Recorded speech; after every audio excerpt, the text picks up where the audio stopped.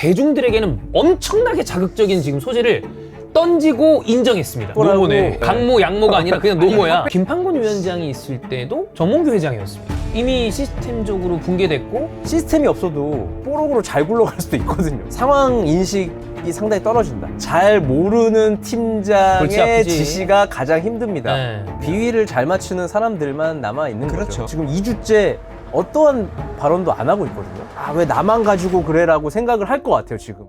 싸운 게 무슨 뭐 16강전에 싸웠어? 다 끝나고 싸운 거 아니야 사실 따지면. 근데 경기력이 4강전은 안 좋았냐고.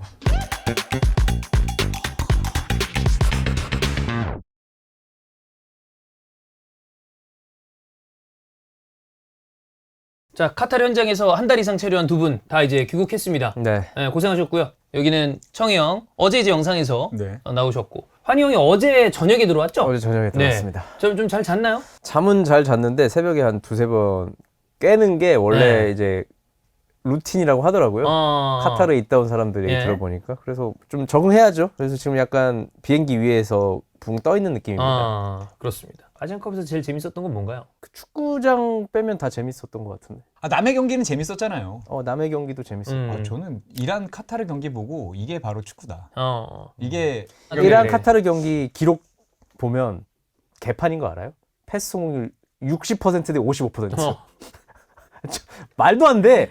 근데 재밌어. 왜냐면 그 팀의 색깔을 보여주잖아요. 그 팀이 하고자, 그러니까 이게 이 팀이 어떤 축구를 하고자 알고 그게 통했을 때 되게 짜릿함을 많이 느끼잖아요. 뭐 예를 들어 타지키스탄, 그다음에 어우. 일본 잡았을 때 이라크, 네.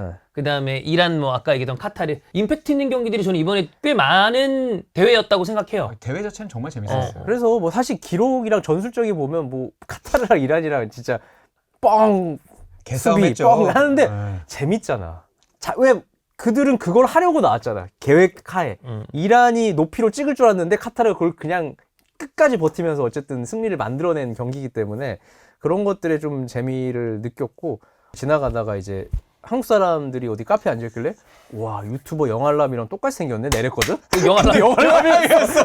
아, 똑같이 생겼네 하고 지나갔는데 그럼 보통 맞아. 나는 이제 실물을 본 적이 없으니까 되게 머리 스타일이 비슷하시더라고요. 이게 머리 이렇게 하셔야 되잖아요. 이렇게 뭐 이렇게 그래서 되게 비슷하다고 지나갔는데 영알람은 심지어 요르단전 할 때 밤에 비행기를 탔대요. 그래서 기내에서 요르단전을 문자 중계로 와이파이로 연결해서 그렇죠. 그렇게 보다가 봤구나. 탈락을 보고 와서 여기서 되게 허망하게 시간을 보내고 있다. 정말 허탈하게 가신 분들 되게 많아요. 허탈하게 간 거는 준우 밥한바. 아, 김종국 아저씨랑 바로 갔잖아 그냥. 밥한반은 두 경기 봤고. 아, 그렇지. 밥한반 경기 좀 봤구나. 김종국 씨가 와서 김종국 아저씨가 바로 갔지. 이제 그 한인 조기 축구에 예. 있거든요. 김종국 씨가 거기 온다는 루머가 있었어. 축구하러. 그래서 김종국이랑 한번 축구 해보겠다 했는데 그냥 도착했다가 그날 밤에 그냥 바로 가셨다.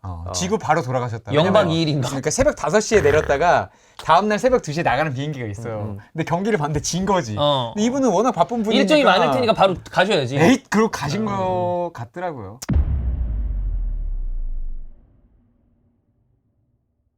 기왕이면 또 현장에 있었던 분들이랑 얘기를 하는 거니까 조금 더 현장에선 어떤 일들이 있었고, 그 다음에 다른 나라 경기들도 많이 보셨을 거고, 중계도 했고, 환희 형은. 그래서 그런 얘기들로 좀 구성을 했는데, 야, 이게 동어반복이 아니라 뭐 어제부터 오늘까지 새벽 동안에 그냥 단독이 빵빵 나와요. 그래서 오늘 지금 이 촬영하는 시간 수시간 전에는 더 선에서 먼저 스타트를 해서 이 선수단에 불화가 있었고 손흥민 선수의 손 부상이 거기 있었다라는 얘기서부터 직전에 KBS였어요.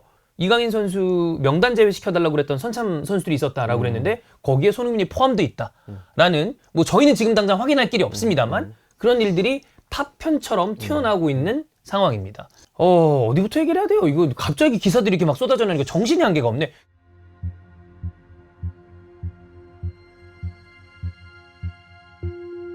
사실 알고 있었고 저는 이제 다른 루트로 통해서 음. 알고 제가 먼저 대회 도중에 예. 청이 형한테 얘기했고 뭐 우리 출연진한테도 얘기했고 예. 뭐 박주호는 이제 선수니까 선수였으니까 더 잘하는데 오히려 더 못 물어봐요. 그럴 수 친하니까. 있죠. 그래서 우리의 의견은 공통된 의견은 크게 중요하지 않다.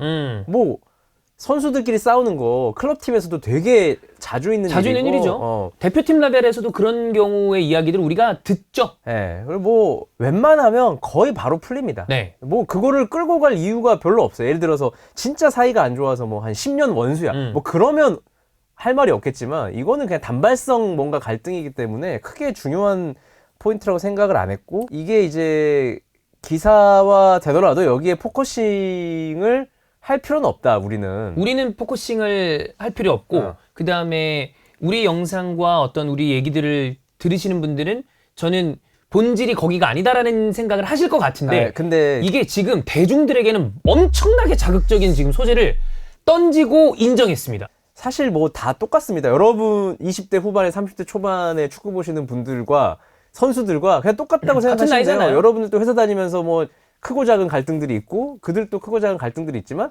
사실 그냥 그러다 말잖아요. 대표팀이라는 거는 단기적으로 모이는 집단이고 또 언젠가는 바로 풀리기 때문에 저희가 느끼는 것과 일반 분들이 느끼는 게 차이가 되게 크다는 거를 오늘 아침에 카톡을 통해서 좀 느끼기도 했고, 이게 우리가 집중해야 되는 거는 경기력이고 전술이고 네. 시스템이지. 그전에 시스템이죠. 선수들끼리 뭐 갈등이 있는 거. 그게 이제 우리 축구의 문제점이 아니잖아요. 그래도 우리가 축구 쪽에서 일하는 사람들이라면 집중해야 되는 거는, 아니 4강전 전에 싸웠다면서요. 그러면 4강전에만 경기력이 안 좋았냐고. 조별리그부터 18강까지 계속 안 경기력이 좋았지. 계속 안 좋았는데 이거 인과관계가 굳이 크지 않다는 거죠. 지금 이 상황은. 그 전에 경기력이 좋았다가 안 좋아졌냐고 갑자기. 신경을 엄청 우리 대표팀에 신경을 썼다가 클린스만이 갑자기 신경을 안 썼냐고. 그냥 쭉 이렇게 했잖아요. 계속 별로 안 썼죠. 네, 그래서 그래서 별로 안 쓴 거 아니야. 결과적으로 계속 별로 신경 안 쓴 거야. 그게 뭔가 이것 때문에 그렇게 된 게 아니라는 걸 저는 말하고 싶은 거예요. 근데 이게 저희는 이제 그런 거에 집중하기보다는 경기력, 경기장 안에서 어떤 모습을 보느냐, 훈련에서 어떤 모습을 보느냐, 이게 나는 누구보다도 그거에 더 집중을 해야 되는데 지금 너무 이제 겉에 있는 것들만 부각이 되고 실제 알맹이들은 부각되려다가 갑자기 다른 것들이 덮었다. 이거는 이제 대한축구협회가 어쩌면 바라는 그림일 수도 모르겠다. 그게 바라는 그림이었다면 지금 성공한 게 저 문자 빗발치거든요. 진짜 싸웠어? 누가 때린 거야? 축구 쪽 사람들 아니야. 아니 전혀. 아니, 근데 똑같이. 모든 사람들은 거기에 관심이 많아. 그러니까 만약에 그걸 바란 거였다면 시선을 돌리는 데는 기가 막히게 성공했습니다. 그리고 난 이것도 뭔가 불거질까봐 네. 일만의 그건 있어요. 왜냐면 이게 본질이 아니라고 얘기를 해줬는데 뭐야 이런 것도 있었어? 근데 그러면- 내가 보기에 지금 나오는 속도가 오늘 내일 중에 그 사이 나올 것 같아. 나올 수도 있죠. 예, 어. 나오면 뭐 그런 거고. 그래서 제 마음 그래. 알죠. 예. 그러니까 중요한 건 네. 결과적으로 왜 시스템이 붕괴됐으며 네. 그리고 이 문제적인 감독을 왜 이런 식으로 데려왔고 추후에 어떻게 할 거냐. 그 얘기를 해야 되는 거니까. 네. 사실 클린스만 선임할 때 클린스만은 정답이 나와 있는 사람이잖아요. 나와 있죠. 사실 벤투는 좀 베일에 쌓여 있는 사람이긴 했어요. 왜냐면 성공과 실패를 계속 왔다 갔다 했던 사람이고. 물론 커리어적으로 봤을 때 내려오고 있었던 건 맞죠. 네. 근데 사실 현실적으로 우리가 데려올 수 있는 감독이 유럽의 사탕 감독을 데려올 수는 네. 없잖아. 그래서 벤투는 물음표였어요, 사실. 네. 그래서 그리고 시스템적으로 한번 해볼 법한 느낌이 있는 감독이, 클린스만은 되게 모자이크 없는 사람이었어요. 그냥 정말 클리어하게 어떻게 행동할 거라고. 노모네. 노모죠, 그렇죠. 다 나와 있어. 다 나와 있어. 네. 강모 양모가 아니라 그냥 아니 노모야. 협회에서 노모라고 주장했다고. 너희들이 못 본 게 있다고. 어. 처음에. 그래서 유모라고 유모지, 주장했죠. 유모. 유모.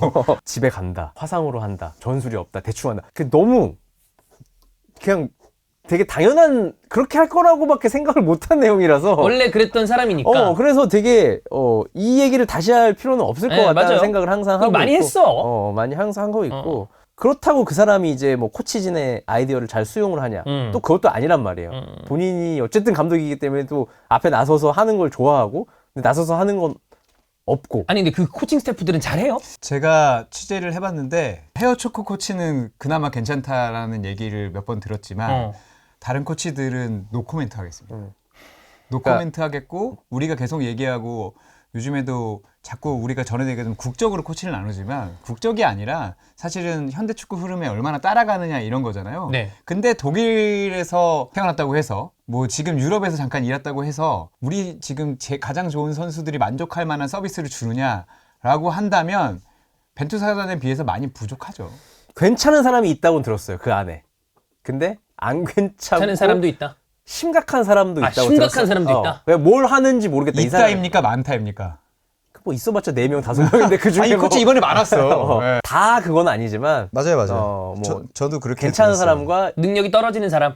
아니 그냥 아예 그냥 내가 볼 때 그 사람은 그런 거겠죠. 클린스만의 옆에서 비위를 맞추는 클린스만의 아르모. 그런 역할을 하겠죠. 예. 그래서 뭐 우리가 뭐 다 매도할 필요는 없으니까 정확하게 짚고 가야 되니까. 멀쩡한 사람도 있다. 예. 그리고 이 얘기는 들었어요. 너무 올드하고 전체적으로 비과학적이다. 그러니까 우리가 이제 유럽에서 온 코칭 스태프들은 되게 다 과학적이고 합리적이고 스포츠 과학. 막 그럴 것 같은데 이분들도 유럽에서도 되게 올드 패션이란 말이에요. 그래서 그냥 내가 볼 때 우리가 생각하는 한국 지도자 가운데 되게 올드한 사람들 있잖아요. 그런 사람들과 별반 다르지 않는 방법을 선택을 하는 거예요. 그리고 거꾸로 생각하면 연봉만 많이 주고 있는 거네. 그렇잖아. 부연하자면 스포츠 사이언스를 이해하지 못하는 유럽 코칭 스태프였다라고 얘기하고 유럽 코칭 스태프가 오히려 더 한국적이어서 정신력을 강조를 너무 많이 하는데 정신력이 중요하지 않다가 아니라 정신력은 중요해요. 그리고 아시겠지만 요즘에 그 스포츠 사이언스 발달하다 보니까 대표팀에 올 때 선수들이 GPS를 얼마 뛰었는지 다 기록이 돼요. 그럼 그걸 보고 일종의 여기서 이제 책임 있는 피지컬 스태프가 이 선수는 더 뛰어도 됩니다. 아니면 이 선수는 회복이 필요합니다. 그러는데 클린스만 사단의 스포츠 사이언스 관장하는 분이 이거를 못 보는 건지 신뢰하지 않는 건지 비과학적인 판단을 내렸다는 거죠. 그래서 아부다비부터 사실은 우리가 컨디션이 좋았느냐고 하면 컨디션도 좋지 않은 상태에서 일단 대회를 시작한 거죠. 전 체력 관리가 가장 큰 문제, 근본적으로 들어가면 전술을 떠나서 그냥 선수 개개인으로 보면 체력 관리에 실패한 대회라고 생각이 되고 선수들이야 나와서 안 힘들어요, 괜찮아요, 할 수 있어요. 그럼 나와서 힘들어 그럴 순 없잖아. 하지만 자기도 모르는 상황에서 몸에 과부하가 걸려있는 그렇지. 상황을 뛰면 네. 100% 실력이 안 나오잖아요. 그걸 스태프들이 봐주는 게 네. 그런 스태프들이 엄청나게 과학적으로 있는 거 아니에요 요즘에. 황희찬 선수 돌아가서 지금 못 뛰잖아요. 그렇죠. 네. 무리해서 뛴 거잖아요. 종아리 문제 있다라고 하잖아. 물론 벌써. 본인이 되게 뛰고 싶어서 선택을 했겠지만 음. 조절을 어느 정도를 하긴 했어야죠. 그러니까 진짜 우승을 바란다면. 근데 16강에서 8강 올라가야 되고 8강에서 4강 올라. 그냥 정말 이 경기만을 위해서 대회를 준비를 하다 보니까 낭떠러지대요. 단기적으로만 생각하니까 예. 멀리 보지 못했고 누적 되다 보니까 이제 4강전은 어땠냐면요. 경기를 중계를 하는데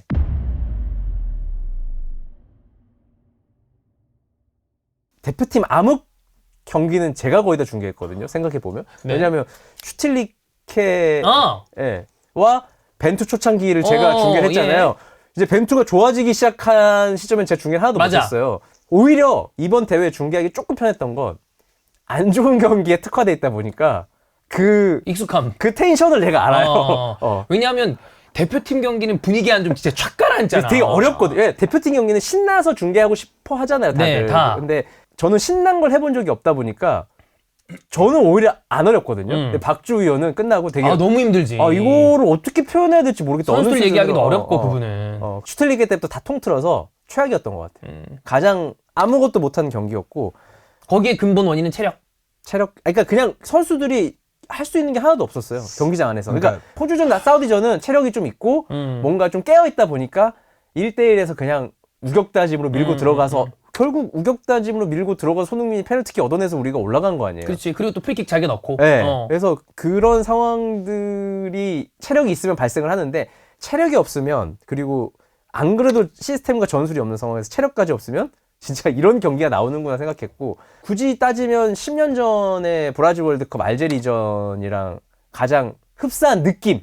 사람들이 가장 충격적으로 받아들였던 경기 중에 하나죠. 그거. 네, 왜냐면 알제리 약하잖아 좀 그때 당시 기준으로. 그때 그때 많은 당시 분들이 기준으로. 일반적으로 그렇게 생각했지. 알제리- 축구 좀 본다는 분들은 야 저기 큰일 난다 이런 얘기를 했지만 알제리를 잡아야 우리가 이제 16강에 갈 수 있다라고 얘기했던 시절이기 때문에 저는 알제리전보다는 더 충격적이었어요 사실. 왜냐면 요르단이잖아요. 그렇지. 요르단이 이번 대회 되게 잘한 건 사실이지만 네. 어쨌든 한 번 만났던 팀이고 그렇죠. 서로 데이터가 있다 보니까 결국 누가 준비를 더 하고 꼼꼼하게 나오느냐 싸움이잖아요. 뭐 사실 조별리그 때는 이 정도인지 몰랐는데 느낌이었고 실제 요르단이 대회 전까지 이기질 못했어요. 아예 평가전이나 이런 데서. 근데 유럽에서 가서 뛰어서 강하다는 얘기는 김판구 감독이 해주긴 했죠. 근데 유럽에서만 했기 때문에 강할 것이다. 전적이 너무 안 좋았어요. 좋으니까. 예. 그 감독에 대한 신뢰도 애매했고. 그렇죠. 근데 사실 요르단한테 잡아먹혔죠 그 경기도. 완전 완전히. 먹혔죠. 그 감독이 끝나고 나서 인터뷰했는데 반박할 말이 하나도 없더라고요. 그러니까 한국을 존중하지 않는다가 아니라 선수들한테 그렇게 얘기한 거예요. 한국을 너무 존중할 필요 없다. 그게 그 얘기는 야 쫄지 마. 그리고 우리가 분석을 마쳤고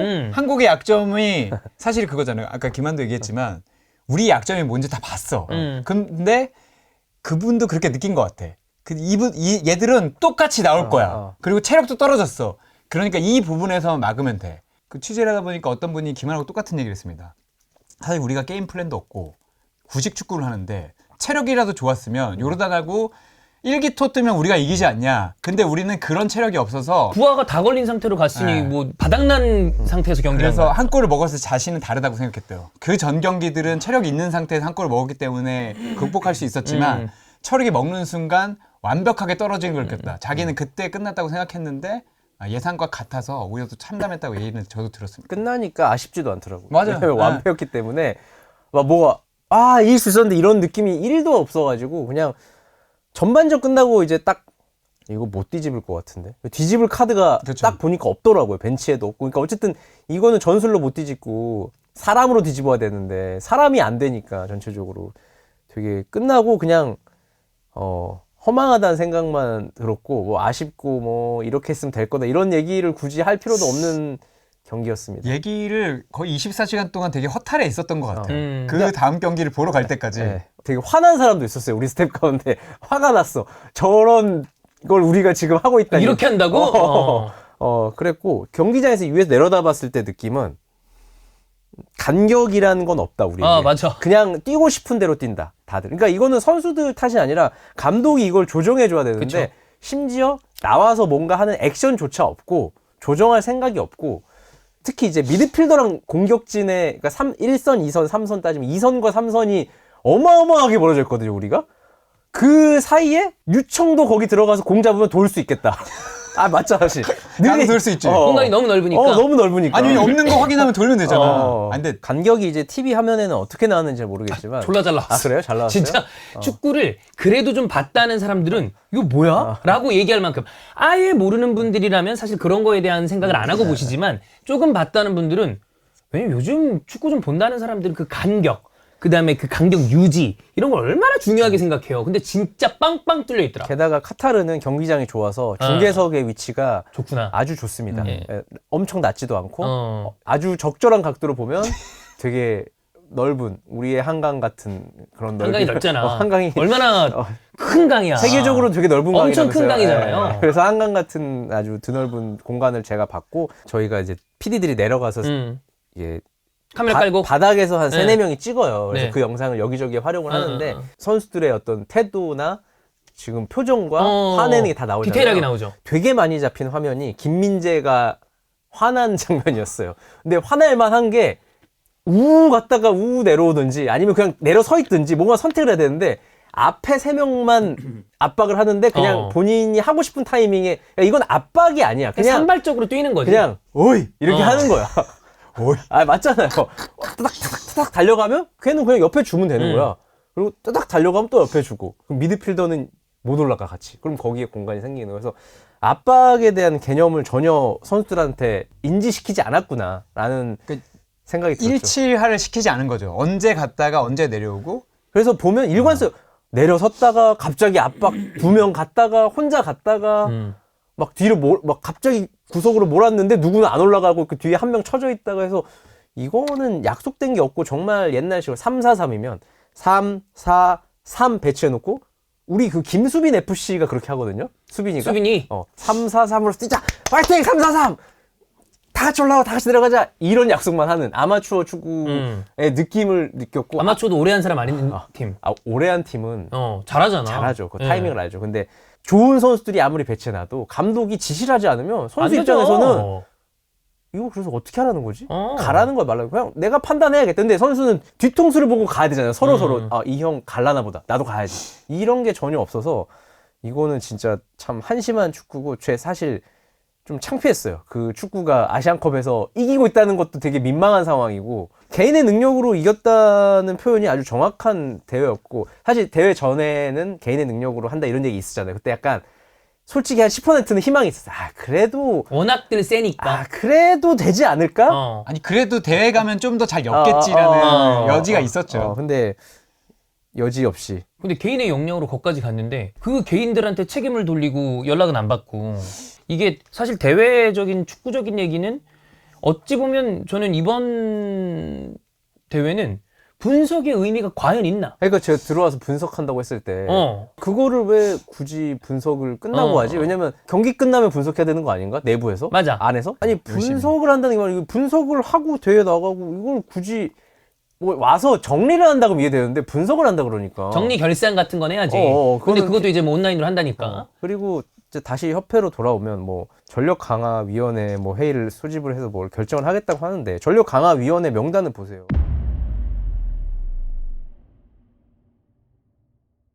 김판곤 위원장이 있을 때도 정몽규 회장이었습니다. 이분 굉장히 오래 하고 있기 때문에 그때 이제 환희 형이랑 저랑 그 영상을 한번 찍은 적이 있었어요. 어두운 곳에서. 협회의 목표가 뭔지 모르겠어요. 이거 진짜 자리만 차지하고 있다고 생각되는 사람들이 저는 머릿속에 막 스쳐 지나가거든요. 감독은 선수한테 지시하는 것도 있지만 저는 설득시켜야 되는 자리라고 보거든요. 내 전술에 대해서. 선수들이 납득하지 못하면 제대로 뛰질 못해요. 제 기억으로는 제가 한 말이 지금 상황이랑 그때는 이제 공감을 조금 덜 얻었던 게 그때는 분위기가 나쁘지 않았기 때문에 그래 저런 면도 있겠다라는 정도로 넘어갔고 실제로 많이는 아니지만 축구 관계자로 추정되는 익명의 사람으로부터 이제 전화가 온 적이 있는데 진짜 오랜만에 발신자 제안으로 전화가 와서 별 2, 3 우물정으로 네, 와서 뭐 이렇게 뭐 말을 좀 그렇게 하냐 뭐 우리도 다 열심히 하고자 하는 건데 뭐 이런 얘기를 들은 적이 있어서 그냥 그런갑다 하고 끊은 적도 있어요. 그래서 이제 그때는 제가 한 얘기가 좀 너무 일렀을 수도 있지만 지금 생각해보면 그때부터 이제 문제점이 커진 거고 그리고 사실 항상 이 문제가 있었는데 잠깐 김판곤 홍명보 체제일 때 그게 잠깐 사라졌던 거지. 그럼 그때가 오히려 플루크였던 거네. 아니 그러니까 그 비정상의 정상화가 이루어지던 도중에 그게 다시 없어진 거죠. 김판곤 홍명보 체제일 때가 막 대단하다 어메이징하다 저는 사실 솔직히 말하면 그건 아니에요. 그냥 일을 한 거예요. 그 원래 기본을 한 거예요. 그렇게 다 해야 되는 거 아니야? 그쵸. 원래가 그게 그래서 디폴트잖아. 그게 디폴트고 이제 거기서 계속 맡아서 더 잘했으면 좋았겠죠. 근데 거기까지만 기본을 만들어 놓고 나가신 분들인 거고 그 기본을 유지를 하지 못한 게 뭐 채 한 2, 3개월 만에 그냥 다 무너지면서 여기까지 온 거고 저희도 그러면 이럴 수 있죠. 아, 왜 니네는 그렇게 느꼈으면서 중간중간에 말을 안 했냐. 그거 중간중간에 말하면 초치는 거잖아. 근데 중간중간에 얘기하기도 했어요. 기사 써놓은 게 있으니까 그거 확인이 가능합니다. 근데 이제 그때는 강도 높게 말을 못했던 이유는 아니 뭐 시스템이 없어도 뽀록으로 잘 굴러갈 수도 있거든요. 왜냐면 우리도 잘 굴러갈 뻔했어. 잘 굴러갔었지. 8강까지 그렇게 갔다가 예를 들어 4강 이겼어 봐. 예를 들어서. 그러면 이 얘기들은 굉장히 많이 내려왔었겠죠. 하지 못하죠, 사실.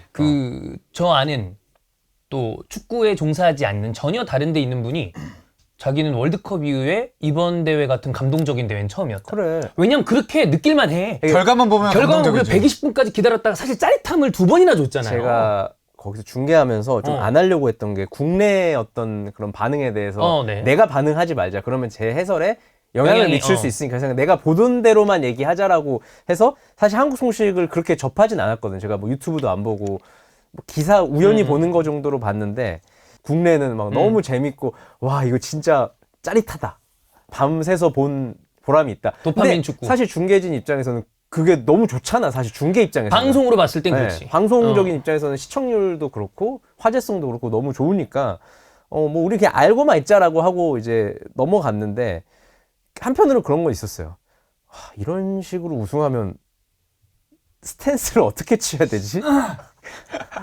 아니 맞잖아요. 시스템이 무너진 상태로 우승을 해버리면 우승하는 건 우승하는 대로 좋은데 이게 그냥 다 덮어져 버리면 결국 그 부실 아파트처럼 철골이 약한데 겉은 번지르한 상황이 될까봐 이제 와 이러면 진짜 나도 이제 한국 돌아가서 어떻게 말해야 될지 좀 생각을 해봐야겠다라고 했고 제가 원래 중계할 때 뭐 멘트를 준비하거나 해설해봐서 알겠지만 그렇게 안 하거든요. 그냥 그래도 혹시 조별리그 탈락, 혹시 16강 탈락, 혹시 8강 탈락하면 제 스탠스를 제가 다 정해놨어요. 사실 4강은 생각을 안 했어요.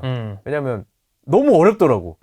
여기서 떨어지면 되게 못했다고 보긴 어렵거든요. 성적으로 봤을 때. 성적만 놓고 봤을 때. 근데 이게 너무 과정이 별로니까 저뿐만 아니라 아마 다른 PD들이나 중계 출연진들도 아마 이런 거에 대해서 고민을 했을 거고 아마 청희 형이랑 저도 그런 얘기를 계속 했거든요. 이거 와 이렇게 하고 결승 가거나 하면 도대체 뭘 얘기해야 될까? 근데 쓸데없는 걱정이었고 그냥 4강에 떨어지자마자 뭐 우수수 쏟아져 나오면서 저희가 충분히 말할 수 있는 분위기는 형성이 됐다. 근데 그게 우리만 그렇게 느낀 게 아닌 게 협회에서도 정몽규 회장은 제가 의견을 모르겠어요. 근데 협회에서 뭐 카타르에 왔던 분들 아니면 직간접적으로 연락했던 분들은 경기력이 심각하다는 거는 다들 느끼고 있었어. 그리고 그분들의 마지막 뭐 바람이었는지 헛된 바람이었는지 모르겠지만 만약에 우승을 하더라도 정몽규 회장이 어떤 조치를 취할 것이다. 아주 고민이 많을 것이다라는 얘기를 했는데 사실 그때는 제가 동의를 못 하겠더라고요. 그러실 분이 아니다. 아니 고민을 했다면 애초부터 이런 상황은 안 왔겠죠. 이런 선임은 이루어지지 않았을 거고 뭐 제가 그 정몽규 회장에 대해서 개인적으로 알거나 그러진 않지만 상황 인식이 상당히 떨어진다. 축구 쪽 상황 인식이 되게 떨어진다라는 판단이 들고 축구적인 판단을 거의 못한다. 축구협회장임에도 불구하고 그러니까 결론은 축구를 모른다라고 저는 결론을 내릴 수 있어요. 축구를 좋아하는 건 사실이지만 예. 그냥 정말 좋아하는 거고 축구 일을 잘하는 건 다른 거거든요. 그래서 되게 슬픈 얘기다. 대한축구협회장이 축구를 좋아하긴 하는데 잘 모른다. 근데 사실 다른 나라들은 책임을 지고 명예직인 거지. 예. 이분이 근데 열심히는 하세요. 근데 많은 일에 관여를 하세요. 그게 문제다. 그게 문제다. 사실은. 그러니까 축구를 정말 시스템을 이해를 하고 이렇게 해야 그러니까 겉만 번지르한 거 말고 속을 다질 수 있는 아이디어가 있어야 되는데 그런 건 없고 그냥 1차원적인 거죠. 정말 여러분들도 회사 다녀봐서 아시겠지만 아유. 잘 모르는 골치 팀장의 아프지. 지시가 가장 힘듭니다. 네. 실무를 전혀 파악하지 않고 지시하는 게 상당히 힘들기 때문에 그 실제 이제 밑에서 일하는 분들의 어떤 불만이라고 할까요? 그런 얘기는 저는 옛날부터 되게 많이 들었죠.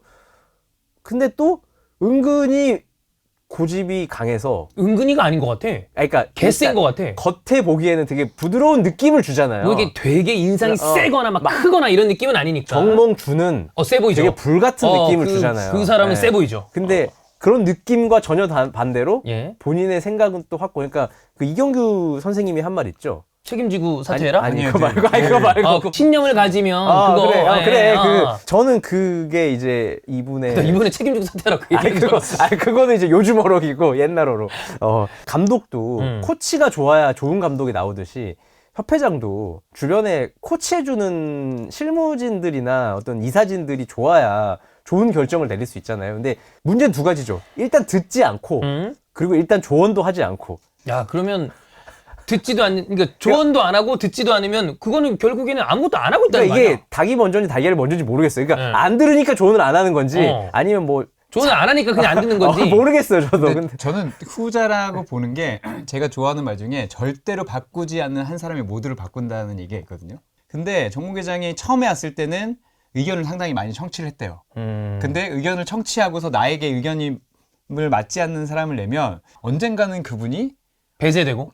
저 파주에 가 있고 이런 일들이 비일비재한데 지금 3선을 하셨잖아요. 그러다 보니까 저는 그 주위에 남을 수밖에 없었던 분들, 남아있는 분들은 그렇게 하지 않은 분들이라고 생각을 그러니까 해요. 비위를 잘 맞추는 사람들만 남아 있는 그렇죠. 거죠. 그러니까 쓴소리를 한 사람들은 많지도 않을 뿐더러 몇 명 있었지만 그 사람들의 결국 이제 축구계에서 뭐 조금 배제된다든지 이런 선택을 받았기 때문에 결과적으로 우리 얘기로 그냥 꼬르만 돈 많은 회장 아저씨. 아니, 근데 그러니까 우리가 그 전에 이거보다 더 충격적인 거 한번 겪었잖아요. 3연 때 네. 때문에. 3년 때 타이밍이 경기 1시간 전인가 그렇지 않았어요? 네, 이상한 그리고 타이밍에? 그때 사과할 때도 정말 뜨뜻미지근하게 했었거든요. 그러니까 감이 없죠. 네. 이게 요즘 말로 감다 뒤네. 그렇죠. 이렇게 결정했을 때 이런 일이 일어난다는 걸 모르는 사람이에요. 그러면 모르면 이렇게 되면 큰일 납니다. 옆에서. 회장님 이렇게 말을 해줘야 되는데 그걸 들어야지. 그런 시스템이 없다 보니까 지금 여기까지 온 거고.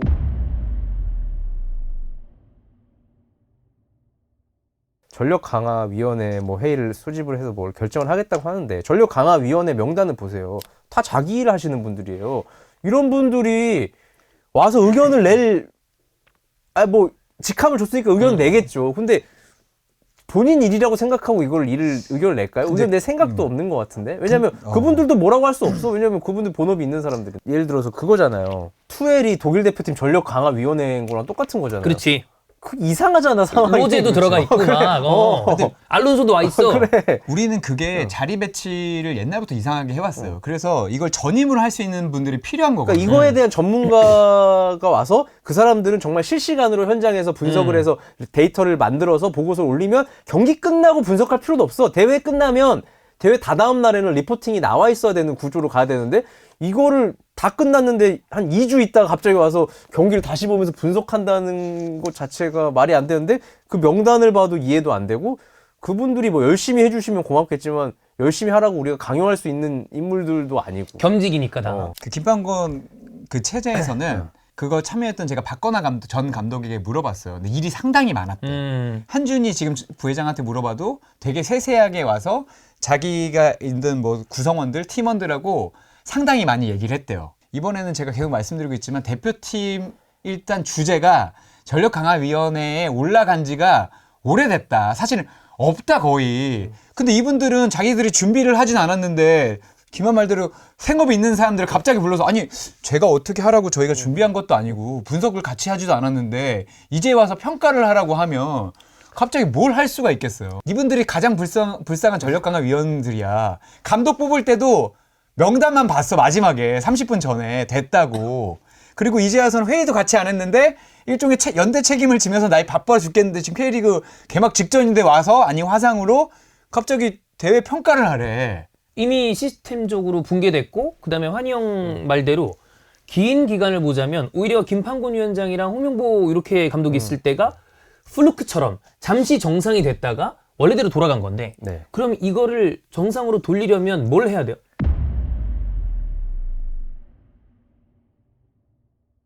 제 개인적인 불만은 협회에서 이제 갑자기 와서 일하시는 분들이 다들 협회에서 일할 생각보다 여기서 적당히 있다가 나가서 감독해야지, 나가서 구단에서 일해야지. 난 이런 분들이 많다고 솔직히 생각을 해요.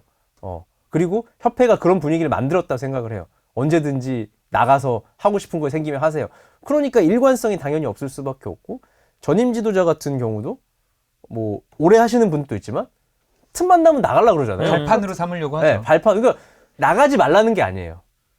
근데 이걸 생각하는 마인드 자체가 일단 여기서 월급 받으면서 하다가 좋은 제안 오면 나는 가야지. 나간다라는 생각하시는 분들이 훨씬 더 많다는 느낌을 많이 받았어요. 근데 데려올 때 그렇게 데려온대요. 그러니까. 오기 싫으니. 근데 그 말은 우리가 이분들은 뼈대를 세우시는 분들인데 뼈대를 세우시는 분들은 오래 일을 해야 되잖아요. 그죠. 물론 이제 그분들이 좋은 사람이라는 가정 하에서.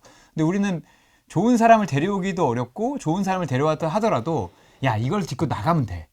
예를 들어서 야 너 프로팀 감독 가야 되잖아. 그럼 여기서 U16, 뭐 U17 한번 하고 여기서 성과 내고 바로 프로 가면 된다. 그런 분들이 많이 보이고 이분들 개인을 비판하자는 게 아니라 우리는 협회가 그 판을 깔아주니까 오히려 협회가 잡아야 되고 한국 축구의 대계를 세워야 되는 사람들을 전혀 못 만들고 있어요. 협회 전용 인력이 어디 있어요. 그러니까 기술위원회도 요즘에는 뭐 전력강화위원회도 그렇게밖에 못 꾸리는 거예요. 당연히 이제 사람이 살다 보면 내가 잘 되는 게 좋고 내 위주로 생각할 수밖에 없지만 그래도 내가 일하는 순간만큼은 여기에 100% 헌신하면서 나중에 나갈 일이 생기더라도 그런 느낌을 많이 못 받는 구조로 가고 있고 그거는 이제 그런 분위기를 만든 위에 협회 정몽규 회장을 비롯한 위에 사람들이 가장 큰 문제고 그러니까 협회가 가장 일하고 싶은 곳이 되어야 되는데 협회는 그냥 놀고 있는 축구인들 자리 만들어주는 느낌이 강하거든요. 제가 볼 때는. 죄송합니다. 그 안에서도 정말 열심히 하시는 분들이 있겠죠, 당연히. 있을 수 있어서 그럼. 제가 실례긴 한데 저는 개인적으로 그렇게 많이 느껴요. 이분은 근데 내려올 생각이 없을 거 아니에요.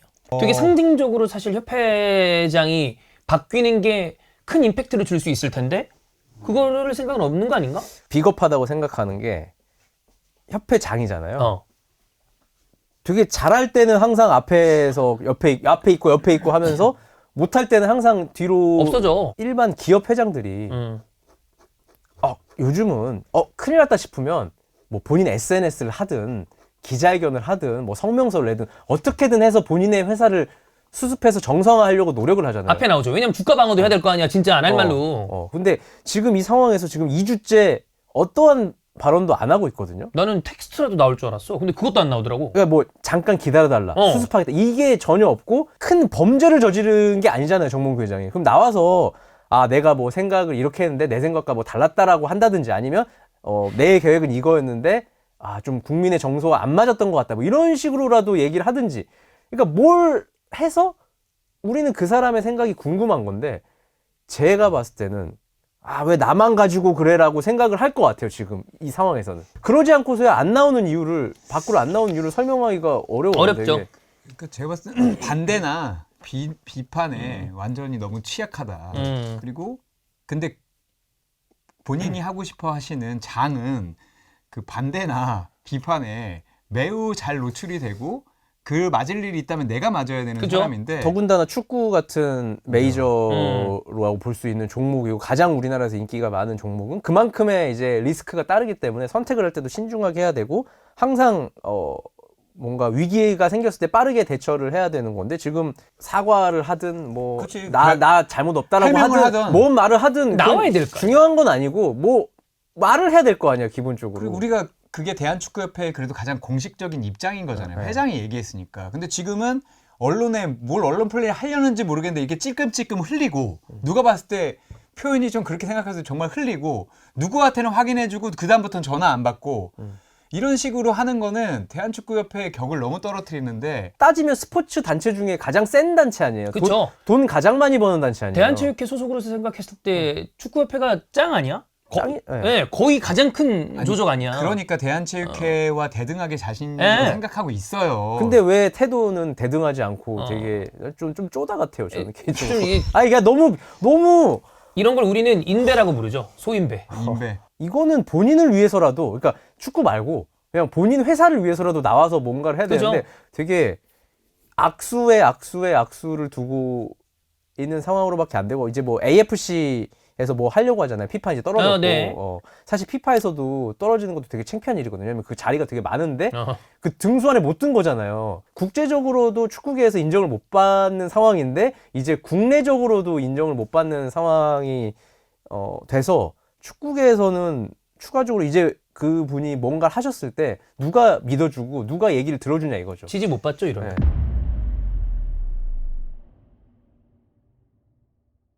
아시안컵을 제가 2번 가면서 느낀 게 한국 아시안컵 하면 안 돼요.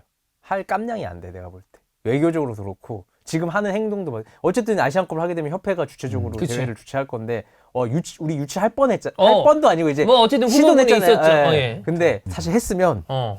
진짜 개망신 당했을 것 같아요. 맞아요. 어. 그 카타르 이번 대회 되게 잘 치르지 않았어요? 정말 대박으로 치렀고 어. 분위기가 우리가 4강에서 진 것 빼고는 완벽한 대회였어요. 그리고 사람들 다 재밌어 했어 경기. 네, 저도 근데 깜짝 놀랐어요. 어. 한국 축구가 이렇게 좋은 선수들을 가지고 물론 이번에는 4강에서 실패했지만 이런 좋은 후기에 축구도 좋아하고 이렇게 즐길지도 않는 이 시기에 더 나아가야 되는데 한국 축구의 힘이 너무 떨어지잖아요. 정몽규 회장과 같이 하는 동안에 한국 축구의 외교력이라든가 한국 축구의 뭔가 조직력이라든가 협회의 힘이 커졌다고 느끼지는 절대 않으니까 우리 이번에 다 봤잖아요. 제가 진짜 놀랬던 게 처음에 이제 도착하자마자 훈련장에 갔어요. 훈련장에 갔는데 그 인터뷰 선수들 나와서 하잖아요, 한 명씩. 근데 백판에 대한축구협회 스폰서 백판을 쓰는 거예요. 그러니까 인터뷰 뒤에 선수 등뒤에서 저거를 아시안컵에 저걸 써도 되나? 아시안컵 스폰서가 따로 있을 텐데. 보통 대회 거 쓰잖아.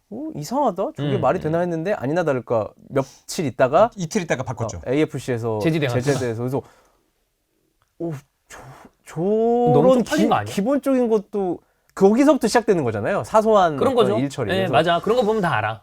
그래서 이게 진짜 아무도 저거에 대해서 이상하다라고 느낀 사람이 없나라고. 그래서 그런 것부터가 되게 말이 안 되는 건데. 아니 형이 얘기한 것처럼 진짜 만약에 대회라도 유치하게 됐으면 우리가 지금까지 놓고 온 걸로 봤을 때 우리는 이번에 축구적으로 잘못된 감독 선임에 의해서 굉장히 좋지 않은 경기를 했고 그 다음에 시스템적으로 붕괴되어 있는 상황에 동남아시아는 올라오는 게 눈에 보여요. 그리고 원래 거기는 또 축구 인기가 워낙 높기도 하고 인구도 많고 우리가 중동이라고 부르는 팀들은 사우디나 이런 데들은 협회 차원에서도 지원도 늘어나고 있고 그리고 일본은 이번에 우리보다 낮은 레벨에서 떨어졌다고 그러지만 그들은 인프라와 시스템적인 측면에서 우리보다 훨씬 더 완성돼 있는 데기 때문에 그러면 우리만 뒤로 계속 빠지는 거 아니야. 뒤로 빠지고 있고 아시아 축구는 다 올라가는데 그 뭐 대표팀 경기력도 그렇고 뭐 우리가 확인을 한 거죠.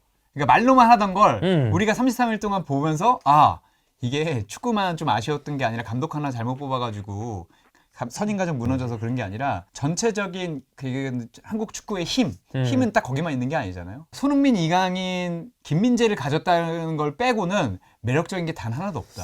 그러니까 가보면 손흥민이 최고 스타는 확실해요. 맞아요. 다 손흥민 얘기하고 어딜 가나 손흥민을 얘기하고 아시안컵 전면에 손흥민이 있고 그러니까 월드컵 하면 메시잖아요. 지난 월드컵 하면 메시가 또 그 전에는 메시, 호날두가 그치. 어쨌든 계속 메인 모델처럼 은연중에 쓰이잖아요. 여기는 그냥 손흥민이 가운데 박히고 시작하는데 그러면 그럴 만한 그래 뭐 축구는 못할 수도 있어 팀적으로. 근데 팀만 못하는 게 아니라 이 협회도 못해버리니까 손흥민을 비롯한 스타 플레이어를 제외하면 아무것도 없는 나라구나라고 느껴졌고 우리나라도 기자를 취재하지만 외국도 기자가 기자를 엄청 취재하는데 계속 물어봐. 클린스만은 왜 그래? 클린스만은 왜 웃어? 아, 그러니까 몰라. 아니 뭐 내가 할 말이 뭐 있어? 모르잖아. 그래. 몰라. 뭐. 근데 그 사우디 분들은 진짜 화가 났어요. 아 이거 비웃었다고 생각해. 비웃었다고 그래. 생각하나. 그래서 그러니까 사우디가 기분 나빠했겠지. 사우디는 우리도 잘하는데 네. 너네 아시안컵에서 우리한테 한 번도 못 이겨놓고 일본을 피했다고 웃어? 그래서 진짜가 화가 났다고 하는데 근데 그게 중심이 아니라 우리가 웃었으면 압도적으로 이겨주면 사실 되잖아요. 근데 그것도 못했다. 안 내려오겠죠? 뭘요? 협회장. 내려와 지지 않을까? 본인이 뭐 내년 1월에 그냥 그 임기를 다 하고 뭐 이제 사선할 수 있는 방법이 있지만 그 방법을 쓰기에는 이미 이제 너무 멀리 간 것 같고 네, 여기서 끝나지 않을까. 근데 한편으로는 이제 저희 가정입니다. 예, 저희 가정으로 보면 하고 싶기 때문에 클린스만의 경지를 입에 올린 게 아닌가라는 생각이 들어요. 뒤늦게 이제 뒤늦게. 아차 싶어서 한 건데 이것도 이미 놓쳤어. 타이밍 놓쳤어. 타이밍이 있었어요. 끝나고 끝나자마자 바로 해야 돼. 3일 안에 뭔가를 그러니까 경질을 지금 하겠다는 건 아니고 경질 회의 하겠다. 논의하겠다. 이거만 했어도 사람들이 이 정도까지 분노가 거기로 가지 않았을 그리고 수도 이런 있어. 기사들도 안 나왔을 안 나왔겠죠? 거야. 지금 나오는 기사들도 안 나왔을 텐데 너무 늦었고 너무 이제 이거 간 본다는 게 너무 느껴지잖아요. 그래서 좀 많이 온 것 같고 지금 이제 앞으로는 그 분이 뭘 하더라도 신뢰도는 0이 될 거다. 그리고 협회가 무슨 결정을 하더라도 저거 정몽규가 결정한 거네 라고 의심을 받을 수밖에 없는 흐름이 만들어졌죠. 흐름이 만들어졌죠. 왜냐면 이건 너무 증명을 해버렸으니까. 물리적인 시간으로 봤을 때 만 하루 정도 되는 시간 동안에 아마 그 빠른 협회 인정 덕택에 몇몇 선수들은 아마 누더기가 될 겁니다. 우리가 이런 거를 팀 토크나 팀의 행동을 우리가 협회가 빠르게 인정했을 때 나는 이걸 어떻게 주워 담을지도 사실 그게 좀 두려워요. 우리 3월에 당장 2차 예선 해야 된단 말이에요. 두 경기 해야 돼요. 맞아요.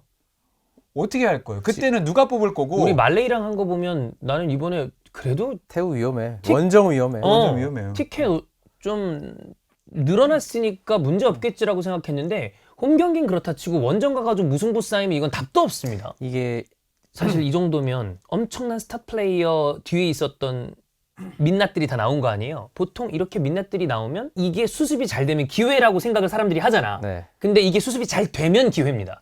이래서 대대적인 개혁, 물갈이하고 지금이라도 소 잃고 외양간 고치는데 잃었지만 그래도 외양간은 고쳐야 다음 소라도 들어올 거 아니야?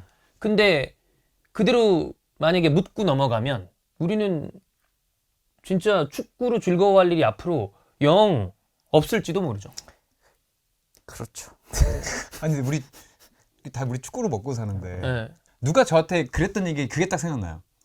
우리가 16강을 어렵게 이기니까 어느 외국 기자가 나한테 오더니 너네 이거 메시웨이다. 손흥민이 메시고 여기서 니네가 이거 어렵게 가서 결국에는 계속 쉬어지면서 아르헨티나도 가면서 강해지지 않았냐. 조별리그에서 사우디한테 치고. 그래서 나는 사실 그게 아니라는 걸 좀 알면서도 그래도 기대를 하죠. 그래. 야 이게 메시웨이를 손흥민이 걸어서 도하가 약속의 땅이니까 그 알하이도스가 입었던 그 골룡포를 손흥민이 입고 우리가 그 결승에서 우승을 했다고 생각해봐. 아주 좋은 축구로. 그러면 나 거기 한 달 더 살다 오지. 그러니까 그랬으면 좀 즐기고 정말 이 뒤에가 엄청났을 거예요. 근데 그걸 우리가 경기력적으로도 차버리고 축구협회적으로도 행정도 이제 난맥상이라는 게 너무 잘 드러났고 시스템도 망가졌다는 게 이제 드러났으니까 이제 잔치가 아니라 이걸 어떻게 수습해야 될지도 모르겠는데 수습해야 될 사람은 아직도 안 나왔다.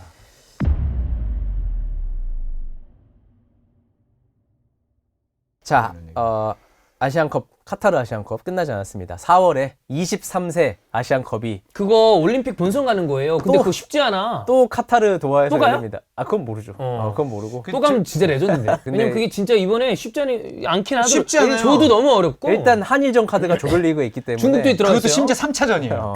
이 대회는 이제 우승하는 게 목적이 아니기 때문에 일단 진출해야죠. 진출하는 게 진출만 하면 해야죠. 되죠. 네. 그리고 그거랑 별개로 네 이제 그만 뒤에 계시고 나와서 우리가 이런 얘기를 하는 게 의미가 있도록 해야 되니까. 이게 영상이 나왔을 때쯤에는 공식 네. 멘트가 나왔으면 좋겠어요. 그렇습니다. 두 분 어쨌든 오랫동안 그 카타르 있느라 고생하셨습니다. 네. 네. 잘 가서 좀 주무세요 다. 청이 형 좀 계셔야 되고요. 예. 또 뭐 해야 되니까. 네. 네. 어우 졸리네요. 네.